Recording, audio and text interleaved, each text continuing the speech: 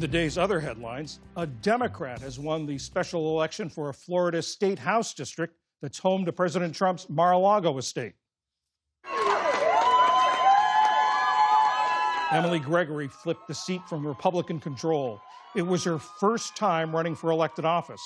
President Trump endorsed her opponent, John Maples, and urged voters to turn out Tuesday to vote.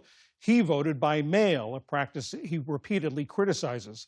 National Democrats say the upset win is a further sign of the party's momentum in this midterm election year. Police in the United Kingdom have arrested 2 men in connection with the arson attack that destroyed 4 ambulances belonging to a Jewish charity. Police called the arrest an important breakthrough, but noted that the security footage of the incident from early Monday morning showed 3 people. Officials are investigating the attack as an anti-Semitic hate crime and are also looking into a claim of responsibility by a group with potential ties to Iran. Russia says it shot down nearly 400 Ukrainian drones in a massive overnight attack across its regions and occupied Crimea. Fires broke out at several major Russian Baltic ports, leading them to suspend crude oil production. The drone attacks were one of the war's largest strikes on Russian oil facilities. Meanwhile, in Ukraine, Russian drones hit residential areas in Kyiv, injuring at least 9 people. In the past 24 hours, more than 1,000 drones and missiles struck Ukrainian cities.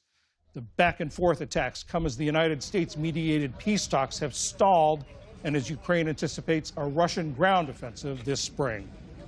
A unanimous Supreme Court sided with Cox Communications today, ruling that the internet service provider is not liable for the copyright violations of its customers, namely illegally downloading music. More than 50 music labels, led by Sony Music Entertainment, banded together in 2018 to sue Cox. They claimed the company didn't do enough to deter piracy or cut off internet access for bad actors.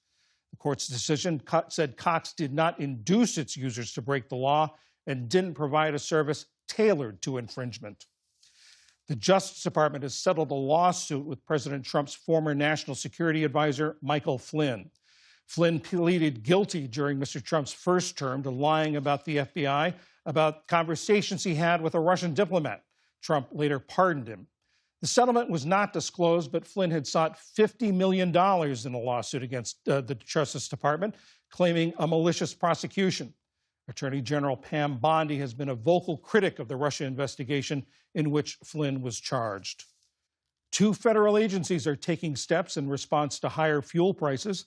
One of them is the Environmental Protection Agency. Today, the EPA announced it will allow gas stations to sell higher ethanol fuel temporarily this summer in hopes of bringing down gas prices. The slightly cheaper blend is usually reserved for winter because it evaporates easily in the summer heat and makes air pollution worse. Separately, the U.S. Postal Service says it's placing a temporary 8% price hike on some deliveries effective next month to cover higher fuel costs. The Post Office will join other carriers like FedEx and UPS that have already imposed fuel surcharges. And on Wall Street, hope for a possible end to the war with Iran pushed stocks higher again today. The Dow Jones Industrial Average gained 300 points, while the Nasdaq advanced by nearly 0.8%, and the S&P 500 rose by 0.5%. Still to come on the News Hour, Senate Republicans push a new plan to fund Homeland Security and end the partial government shutdown.